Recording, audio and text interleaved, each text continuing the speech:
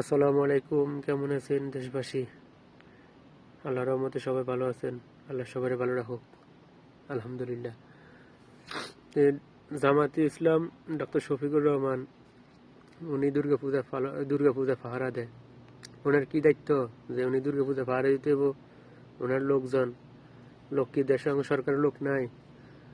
আমরা সরকারের না লোক, সরকারের প্রশাসন আছে, পুলিশ বাহিনী, র্যাব বাহিনী, সেনাবাহিনী, আরো অন্যান্য বাহিনী আছে। ওরার কি কাজ? ওরা এনে দেশের বিভিন্ন দুর্গা কিংবা বিভিন্ন পূজা, ওয়াজ মাহফিল, এগুলো তো ওদের কাজ, ওরা দায়িত্ব পালন করে, ওটার সরকারের বেতন দেয়, ওরা এগুলো পরিচালনা করবো। তো এই কি এমন জামাতের ইসলামে কি জামাত করে? ইসলাম কি বুঝে?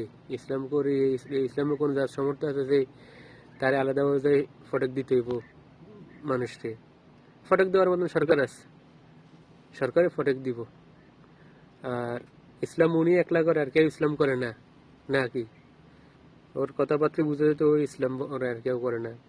ওর কিছু সমর্থকারী আছে, তারা দুর্গা পূজারে আর রমজানের সাথে মিলায়। তো রোজা আর হলো পূজা, তো রোজা হইলো একটা, আর হলো সিয়াম হইলো একটা। সিয়াম যারা সিয়াম পালন করে তারা রোজা পালন করে না। রোজা হইলো উপবাস, দুর্গাগো মতন। তোর কথা হইলো এটা যে এটা বড় বড় নেতা বলে, কি নেতা আল্লাহ বালা জানে কিসের নেতা। আবার বলে জামাত ইসলাম করে, কিরম জামাত ইসলাম করে ওই ভালো জানে। ওদের কথা দেশবাসী কান দিবেন না। আপনারা সই আকিদে, সই কোরআন, সই হাদিস, আল্লাহ রাসূল যেটা বলছে ওইটার দিকে আপনারা প্রচার করেন। ভালো ভালো অসংখ্য আলেম আছে, ভালো ভালো মদিনা বিশ্ববিদ্যালয়ে অনেক পড়ালেখা করছে, অনেক আলেম আছে। আপনারা কোরআন হাদিস স্টাডি করেন, কোরআন হাদিস দেখে দেখে ওদের ওয়াজ শুনে শুনে মিলাই দেখে যেটা আপনার সঠিক মনে করেন, যেটা কোরআন হাদিসের পক্ষে ওটাই নিবেন, যেটা কোরআন হাদিসের বিপক্ষে এটা নিবেন না। তারা তো জামাত ইসলাম করে মাত্র তারা ক্ষমতা যাওয়ার জন্য তারা ইসলাম করে। তারা তো আল্লাহ দিন কায়েম করার জন্য ইসলাম করে না। দিন কায়েম করার জন্য ইসলাম করতে হলে আগে নিজের উপরে ইসলাম ফটেক করতে হয়, আগে নিজের উপর ইসলাম প্রচারণা করতে হয়, নিজে বিশুদ্ধ হতে হয়, তার বাদে আরেকজন, তার বাদে আরেকজন, তার বাদে পরিবার, তার বাদে গ্রামবাসী, তার বাদে এলাকাবাসী, পরে জেলা, পরে হইল ইউনিয়ন, পরে হইল কি আপনার দেশ। ও ওরা তো নিজের উপরে ইসলাম কায়েম করতে পারে না।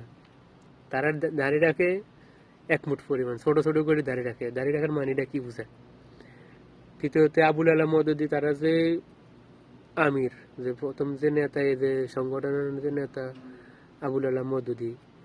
আবুল আলা মদদি তো আমার জানা মতে অনেক কিছু ভুল করিয়েছে। আমি যত ভালো ভালো স্কলার থেকে শুনছি, যেমন আমাদের আবদুল্লাহ জাহাঙ্গীর আছে, ডক্টর জাকির নায়ক আছে, ফাদার রাহুল আছে, আরো অসংখ্য ভালো ভালো আলেম আছে যারা কোরআন হাদিস অনেক স্টাডি করে। ওনার যত বক্তব্য শুনছি, ওনার আমাদের কিছু তো কিছু ভুল আছে আবুল আলা মদুদির।